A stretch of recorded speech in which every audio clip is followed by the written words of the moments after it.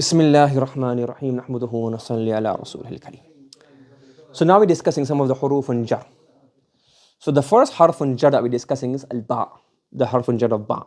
It's a long discussion, but we'll go through it bit by bit, inshallah. So we have the harf, we have the amil, ta'malu fil ismi, so the harf amil. So the ba'u thani is like the harf amil. So you have amil and ghayr amil. The amil, you have the tajurus man wahidan is a huruf and jar. And the others will come up later, inshallah. Again, this book is an explanation of further commentary of Wusta, so all this has already been explained in Wusta. Okay? Now, so huruf al-jar al-asli, we said the 13, and al-awwal al-ba'u. Right, now what you need to understand here is, before we move forward, this is not mentioned in Wusta, so we have to explain in detail, is that all of the huruf al-jar have one root meaning, like one base meaning. And this base meaning, and not only in huruf al-jar, and anywhere you go in the Arabic language, the root meaning is never totally eliminated. It's always found throughout throughout the board. Yes, maybe the root meaning is overpowered by a majaz meaning or metaphorical meaning or another meaning, but that root meaning has to be there to some extent. So when you see in ba, the primary meaning of ba is ilsaq. And ilsaq means ittisalu shay'in bi shay'in. Two things come together. One is joined to, attached to, linked to another. That's called ilsaq. Yes? And this meaning of ba, ilsaq, is found throughout. And the jar and the majrur of ba fits in multiple places. Yes? So for example, khudhil kitaba biquwwa. So Allah subhanahu wa ta'ala says to Yahya alayhi salatu wasalam, khudhil kitaba biquwwa. Hold the book firmly. Okay? Now, this is now, so we did this already in Wusta, but now it's got Quranic examples and a few hawashi. So now the correct example you have is خُذِ الْكِتَابَ بِقُوَّةٍ. So there's other, in the I'rab al-Quran have other tafsir. But to me, the easiest one is, this is describing the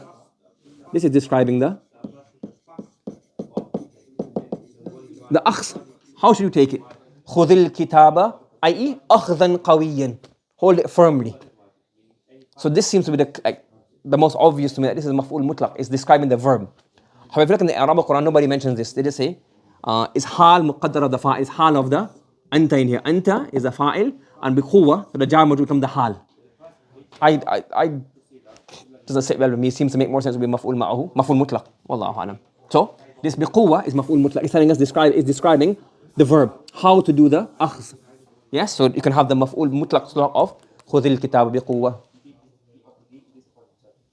Then you can also maf'ul bihi ghayr sarih.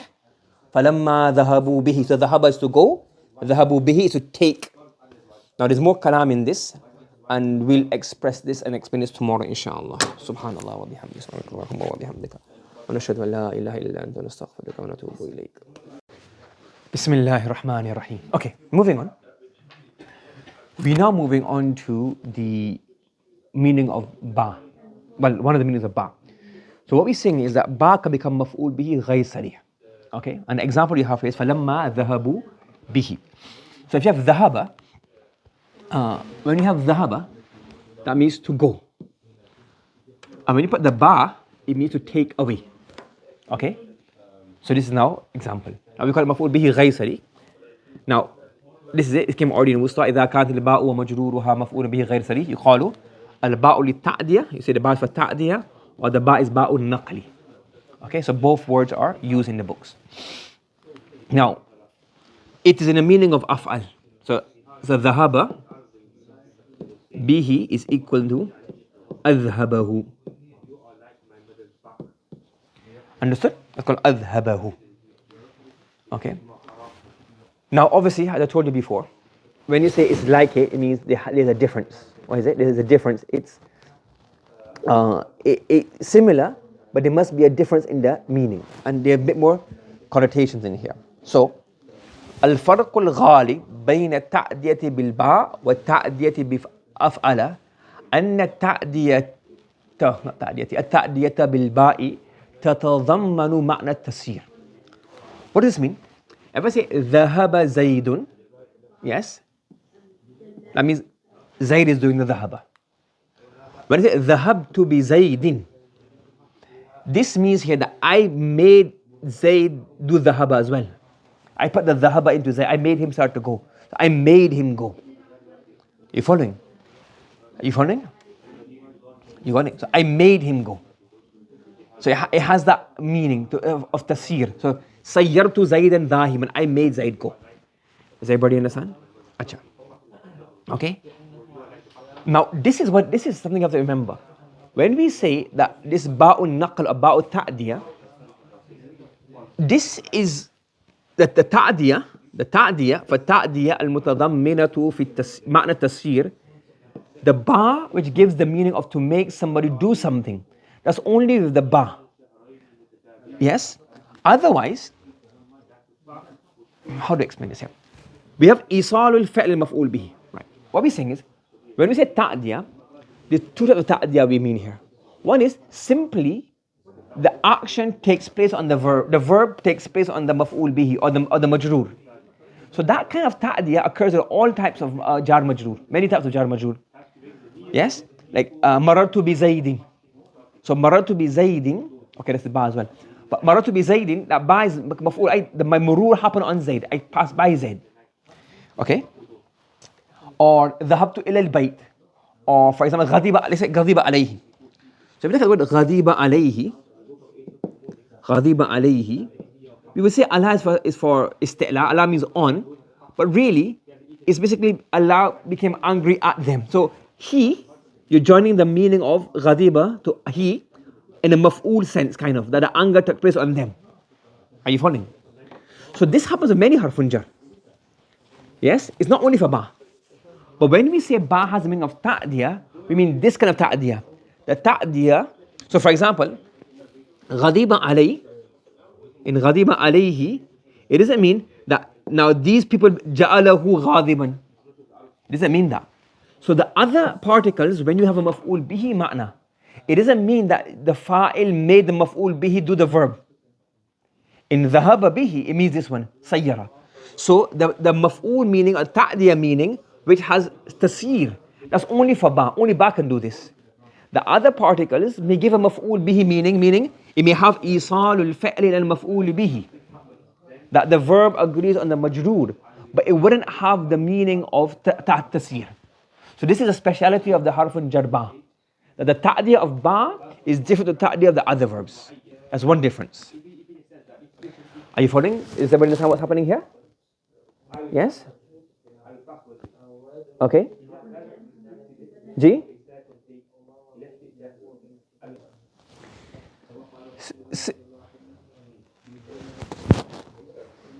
Adhaba means to take away. To take away. Adhabahu, to take him away. Okay? Okay. Now there's another difference when you have ba. For example here, if you say adkhalta Muhammadan, what do we say? Adkhalta Muhammadan ala al-amir. Adkhalta Muhammadan ala al-amir. That simply means you made Zayd go to the amir. You got him to the door and he went inside. And it could possibly mean annaka dakhalta ma'ahu, that the amir went and you also went with him. It's also possible that you didn't enter with him. You made him enter, you pushed him in the room. You can push him into the room and say adkhaltuhu, I put him in, I made him enter. And you can also go in with him and say adkhaltuhu, I took him in with me. But remember, what's the meaning of ba? Ba has the meaning of musahaba. Ba has the meaning of musahaba and ilsaq. What does ilsaq mean? To be attached. So if you say dakhaltu bihi, what does that mean? You have to be munsaq. You have to be attached to him. That means that you entered with him. So adkhala can have both meanings, both of ihtimal. But dakhala bi, you have to have the ilsaq meaning. Ilsaq means musaba, accompanying. So another faida of dakhala bi as opposed to adkhala is this. Are you following? This is ghalib. This is ghalib, not necessarily. Because you also get, for example, here, dhahaba Allahu bi nurihim. So here, it doesn't mean that went with them. It just means here, took it away. Yes? So this means here, dhahaba ja'ala Allahu nurahum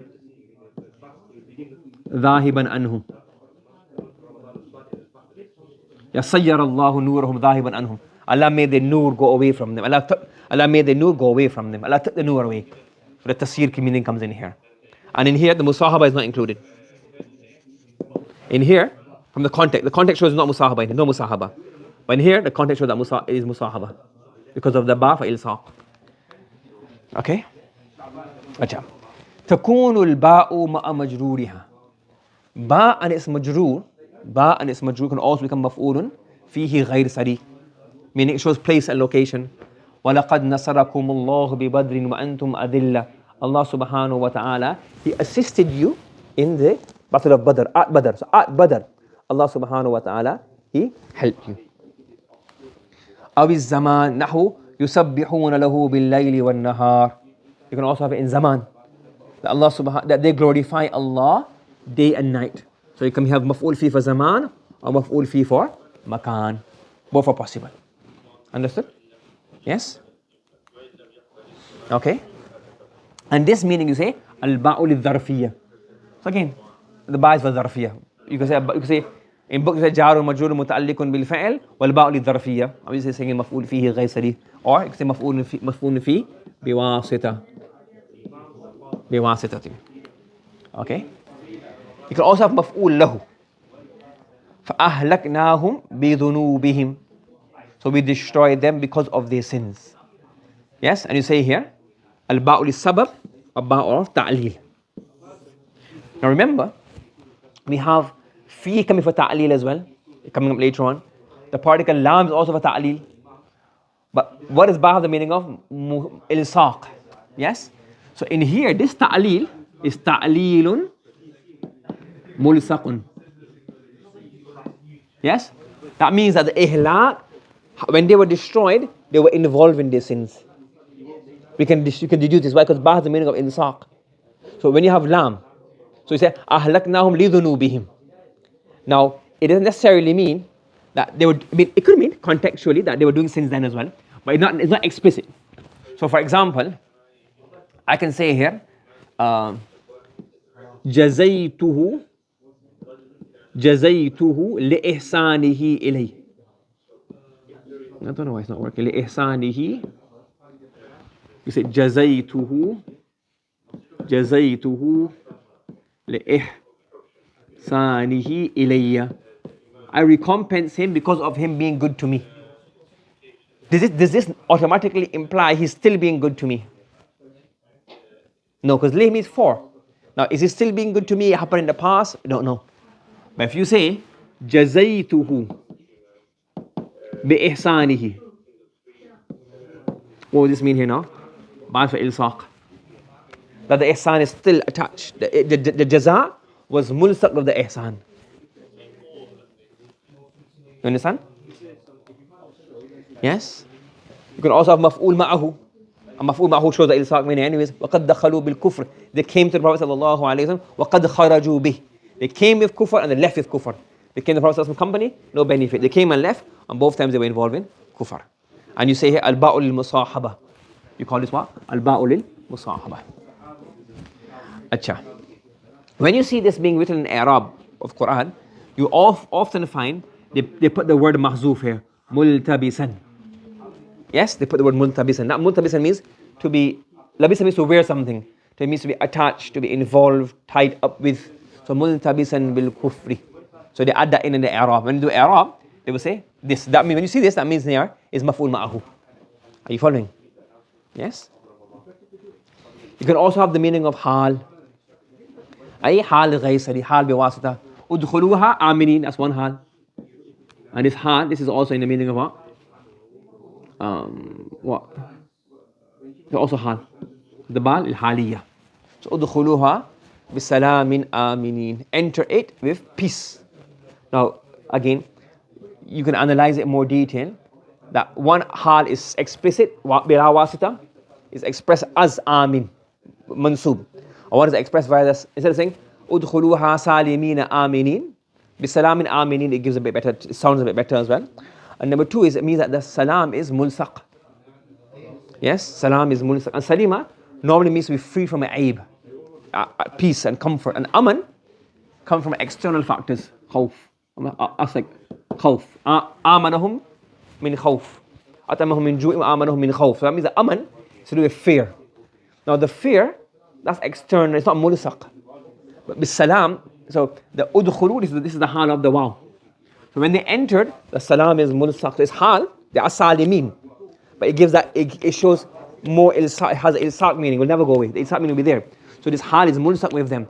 As opposed to, that ilsaq is not intended in the aminin. It's just okay, the aminin, but that's not being pointed out. So that's what the faida of having the hal, the ghayr sarih. Yes? When we have in the hal meaning, they will say ba'is for musahaba, sometimes they say that as well. So you get confused between maf'ul ma'ahu hal, and then sometimes also ba'ul hal. Both words are used in the I'rab al-Quran. Maybe other words as well, but these two I come across. If I see any more, I will add it in later on, inshallah. Okay? And then when you have the I'rab of hal, you also say multabisan, same as maf'ul ma'ahu. Yes? Because if you look at maf'ul ma'ahu and hal, they're similar. Like they come along with you. One is a person, one is a state. So if you look at it, maf'ul ma'ahu and hal, they're very similar because they're both attached to you. But one is a state attached to you, one is a person attached to you. So that's why they have the I'rab. They say, when you have a jar majroor, they say the bihi is what? Muta'alliq to the multabisan. Acha. Now that we're here, we can go through one of the I'rab of fasubbih bihamdi rabbi. It comes in the Quran quite often. And it's ba, and it's not as simple. So it's not like a part of Nahw, but because it's explained in the books of Nahw, well, it comes in the I'rab of Quran. And the ma'ani of ba are there. So that's why we're going to explain the I'rab of fasubbih bihamdi rabbika in a bit more detail. So they're more, but I picked three of them, and these three seem to be the easiest to understand. When you say fasubbih bihamdi rabbika, meaning we know sabbih is fa'il, how do we understand this ba? How do we deal with this ba? So we say here, al-awwalu, the first one is the shibul jumla, meaning the bihamdi rabbik is a jumla as a hal. Ay, fasabbih hamidan rabbak. Fasabbih hamidan rabbak. So then the question is, why not say fasabbih hamidan rabbak? Why say fasabbih bihamdi rabbik? So hamd is a masdar, rabbika is a fa'il. Yes? Yes? No, rabbak is a maf'ul bihi, sorry. So glorify Allah, so fasabbih, and it's tanazul fi'lain kind of. فَسَبِّحْ رَبَّكْ وَبَحْمَدْ رَبَّكْ. But now, it's a tanazul, meaning this is the tasbih of your Lord and the praise of your Lord. There's a tanazul in here. Yes, that's already most of what tanazul is. Correct? Now, why have a hal? Why not say فَسَبِّحْ وَحْمَدْ رَبَّكْ? Because we mentioned before that tasbih and subhana means to remove or to say somebody is disassociated, far from, free from, void of any faults or evil or wrong or defects. And hamd means to praise somebody for their good. So if you say fasabbih, that means that you're saying that Allah subhanahu wa ta'ala is free from all faults. But that's also one kind of praise. But you also want to say, well, I am saying Allah subhanahu wa ta'ala is free from all faults. Allah has no partners. Allah is not ma antum mu'jizina fil ard. Lam yakul lahu kufuwan ahad. He has no partner. So all of these things are you removing negatives from Allah subhanahu wa ta'ala. So even though that's necessary in tasbih, it's, you wouldn't want to say, you wouldn't, like if you're praising somebody, you wouldn't want to simply remove faults from them and say, oh, you're not ugly, you're not stingy, you're not stupid. It's like, okay, it's a praise in a way, but it's not that much. Yes? So you want to say, well, you want to do both at the same time. You want to say Allah has, these are faults, and these are qualities, good traits. So if you say a ma'tuf and a ma'tuf, they're both separate. If it was a hal, that means that what? We're doing what? We're negating faults and establishing good qualities for Allah at the same time. So for sabbih, glorify Allah by saying He has no faults. He's free from all aib. Bihamdi whilst at the same time, so whilst at the same time glorifying Him, praising Him for all of the ni'mah and all of His azama and grandness and jalal that He possesses. So this is the I'rab. The shibul jumla bihamdi rabbik is the meaning of hal. It's ba is for hal. It's ba is for hal, sorry. Are you following? Is that clear? We'll continue from here tomorrow, inshallah. Subhanallah wa bihamdihi. Bismillahir Rahmanir Rahim. Nahmaduhu wa nasalli ala rasulil kareem. Amma ba'd. The second way we can do the I'rab of this sentence is we can do it this way. We can say that the bihamdi rabbik is a maf'ulun mutlaqun lin-naw. Yes? Now, is fasabbih bihamdi rabbik. What does this mean here? So, sabbih, right? To glorify your Lord. Let me explain what glorify means before. And then the rabbik is fa'il. So, this is the fa'il of hamd. It's marfu'un muhallan. Ay, fasabbih كما سبح ربك نفسه. Meaning, use those words, those phrases, that method of glorification which Allah subhanahu wa ta'ala, He Himself has used in the Quran, or He has shown us by the Prophet sallallahu alayhi wasallam to glorify Himself. Don't use your own words. Don't use your own things which you think is glorifying Allah subhanahu wa ta'ala, but it's not actually glorifying Allah subhanahu wa ta'ala. Now this one is very similar to the thalith, which is ala. Yes, use your glorification of your Lord. So it can be maf'ul mutlaq. Some have mentioned this in their tafsir. And the third scenario is this one here, ala. The shibhul jumla is ala, is saying here, sabbihu tasbihan. So sabbih, so glorify Allah using the hamd of your Lord. So glorify Allah, bi is ala, using the praise of your Lord. Same i'rab as the other. The rabbika is a fa'il. Yes, or it can maf'ul bihi as well. So glorify Allah by praising Him. I sabbihu tasbihan, praise Him in a way, yalzamu minhu al-hamd. So praise Him in a way which necessitates, this is, bihmad rabbik is, probably you can use it both ways, fa'il or maf'ul. Allah praising Him, Allah, the way, bihmad rabbik, the way Allah praises Himself, or by praising Allah subhanahu wa ta'ala. I.e., praise Allah, the tasbih of Allah subhanahu wa ta'ala, which necessitates hamd. Don't do a tasbih which necessitates naqs and shortcoming and an aib. Like for example, like for human being to say, oh, you're not ugly, you're not stupid, you're not fat. So those are not really hamd, those are just negating naqais. So that's not really negating hamd. So he's saying here, so praise Allah using the hamd of Allah, by the hamd of Allah. This is similar, the maf'ul mutlaq. It's not really too different. And one other tafsir people have mentioned is فسبح بحمد ربك. It really means بتوفيق ربك. It's majaz mursal. That because, and you done majaz mursal already, that when you have tawfiq, then you should praise Allah subhanahu wa ta'ala. So tawfiq necessitates hamd. And the dalil of this is made up. What comes in the Quran? فَتَسْتَجِيبُونَ بِحَمْدِ رَبِّكَ. What comes in the Quran? Any hafiz? فَتَسْتَجِيبُونَ. Is this correct? فَتَسْتَجِيبُونَ بِحَمْدِ رَبِّكُمْ. I don't know why it's not working. Yes? فَتَسْتَجِيبُونَ بِحَمْدِ رَبِّكُمْ. So one tafsir it is أي بِتَوْفِيقِ رَبِّكُمْ. That's one tafsir. So similarly here, the hamd here means فَسَبِّح, glorify Allah, but the hamd rabbik, the hamd is ma'na tawfiq. What's the alaqa? The alaqa is majaz mursal. Because hamd, tawfiq necessitates hamd. سمي التوفيق حمدا لأن التوفيق نعمة يلزم عليه الحمد.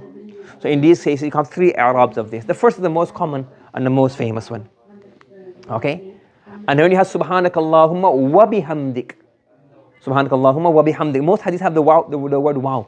In the Quran, it's فسبح بحمد ربك.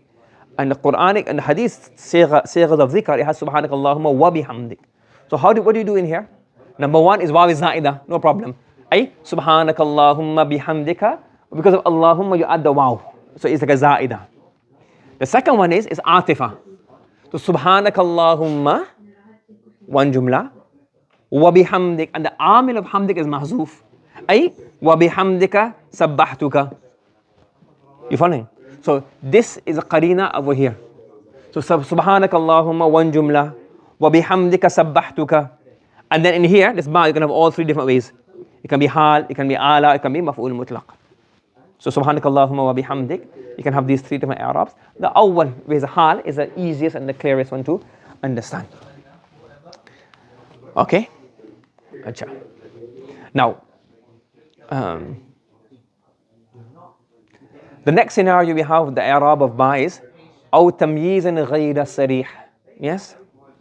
Is that the ba, it clarifies, it's for tamyiz غير صريح. This came in Wusta as well. يملأ الخلق الحسن, good character, fill the mizan. What does it fill it with? Hasan bil hasanat. Kind of an ala. When you have an ala, you say it's for isti'ana.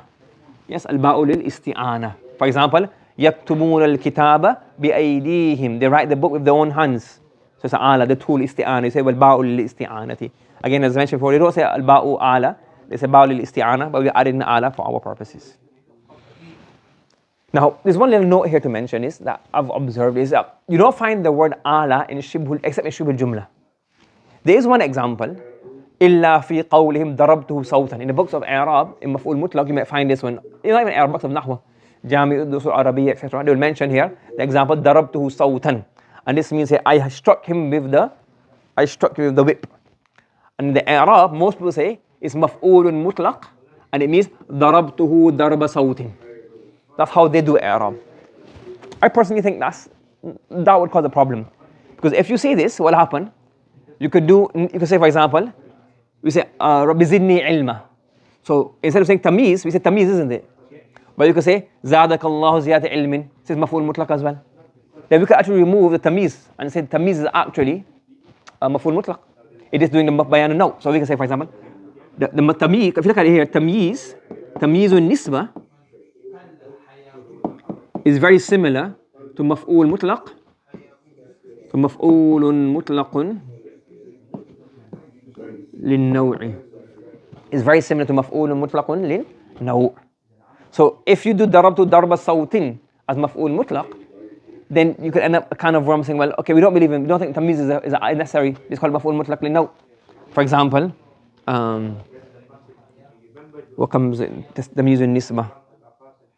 Yeah, واشتعل الرأس شيبا. That's مفعول محول. The easiest one is, for example, واشتعل الرأس شيء واشتعل الرأس شيبا. You say it's مفعول مطلق. You can say, no, I don't think مفعول مطلق. I just think it's no, you say تمييز. It's تمييز. The إعراب is normally تمييز. Like say, well, I know it's not مفعول مطلق. واشتعل الرأس اشتعال شيب. مفعول مطلق. So ضربت ضرب صوت. If you make it مفعول مطلق, it can cause a problem, and then تمييز نسبة can also fall under that as well. That's why I made the term ala. والله أعلم if there's any use or not. فالأحسن فيما بدا لي أن الآلة والعوض محلين منصوبين مستقلين مثل التمييز. So I just think we must make two new slots, al and iwad, so that it all fits in our meaning. We understand it clearly. In terms of I'rab, you can do however you want, but it helps us understand better. والله أعلم. Okay, you can have an iwad. اشتروا الضلالة بالهدى. They don't mention iwad in the books, but they say when it's iwad, you say here الباء للمقابلة. Some say الباء للبدل, الباء للعوض. They say these things, but really, its summary is meaning the majroor is the iwaz of the maf'ul bihi. Okay? Now, there's one other point that I want you to understand, very important. It comes up in Quran, it comes up in Hadith. If you understand it from a Nahw perspective, there's no ishkal. What's the issue? Before we go on to the Quran, the issue, let me explain to you a masala. That a musabbab la yatakhallafu an sabab. You have a sabab, and from the sabab you have a musabbab. Okay? So usually adatan, you say adatan if you want, adatan. Okay? So sabab is, for example, ظهور الشمس or طلوع الشمس. So طلوع الشمس causes an-nahar. So whenever you have طلوع الشمس, you will have nahar, by our definition. Yes? So the sabab and musabbab, once the sabab is there, لا يتخلف عن السبب. When you have a sabab, you can't say, oh, I don't know if the musabbab was found or not. The sabab does not, al-musabbab does not do takhalluf from the sabab. Whenever there's a sabab, you have a musabbab. So far, so good? يعني إذا وجد السبب يوجد المسبب. Whenever you find the sabab, you will also find the musabbab. أما العوض, as for iwad, when you have an iwad, فلا يلزم منه وجود المعطى. So you have a mu'ti is a person giving, and a mu'ta, the thing being given, and mu'ta ilay, the person being given, mu'ta ilay, or mu'ta, you have to have two maf'ul, so, but the mu'ta is the thing being given. So if you do i'rab as a iwaz, as a muqabala, فلا يلزم منه وجود المعطى. Just because you have the iwaz, it doesn't necessarily mean that you will get the thing that you want. Let's say, for example, what could we give an example for? Like, for example, the Qataris wanted to buy Manchester United. They had the money. They didn't get it. They had the iwaz. They had the money. They didn't get the thing. I want to buy the Mona Lisa. I want to buy the Statue of Liberty. Not for sale. I want to buy Buckingham Palace. I got billions of pounds. I got 100 billion pounds I'll offer you. So not for sale. It's a national treasure. So you have the iwad, you don't have the mu'ta. It's not that, oh, as soon as you have the money, automatically you're entitled to it. Are you following? So iwad and sabab differ in this. When you have the sabab, the musabbab comes about automatically. Iwad does not necessitate you get the mu'ta. It's the person who owns it, his choice. You understand that much? Now based on this, بل قد يؤطى المؤطى بالعوض. And now in an iwad, you can have a few scenarios. The normal scenario is, you give the money, you give the iwad, you get the thing that you want. You go to town, you give 20 pounds, and you get a can of corn. At the rate of inflation, that's going to happen very soon. Yes? Yes? So, you get a can of corn, you get a jacket, for example, yes? Okay? وَقَدْ يُؤْطَى بِغَيْرِ الْإِوَضِ. Sometimes, you can be given without iwad. You go to town, the guy says, you look a good guy, here, take the jacket for free. Yes? And sometimes, here, 20 pounds, sorry, not selling. Why? I like it for myself, I want to keep it. I don't want to sell it to you. I've already got another customer already, not for sale. So you can, normally you get it for, you get iwas, you get the mu'ta. Sometimes you get it without iwas. Sometimes, even though you have the iwas, you don't get it. Now that we've understood this, let's understand the verse. ادخلوا الجنة بما كنتم تعملون.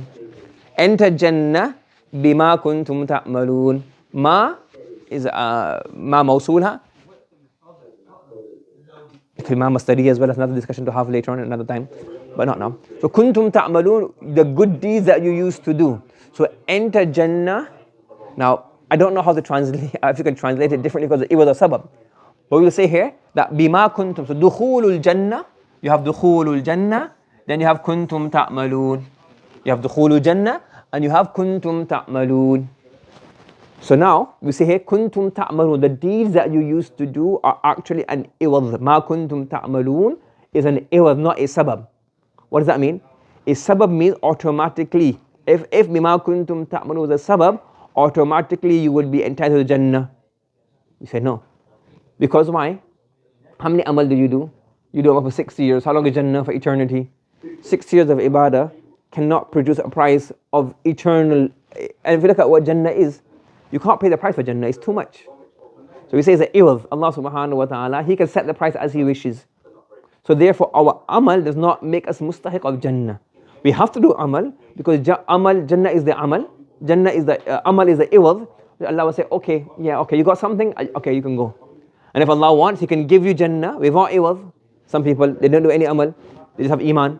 They don't do any amal. There's one sahabi, one person, he became Muslim at the morning of Uhud. Became Muslim, went to the battle of Uhud and he became shaheed. He had one amal, which is shahada, but he didn't have what you consider other amal, still in the Jannah. And it's possible you do have many amal, but you have a sin, you have something you done wrong very severely, that stops him enter Jannah.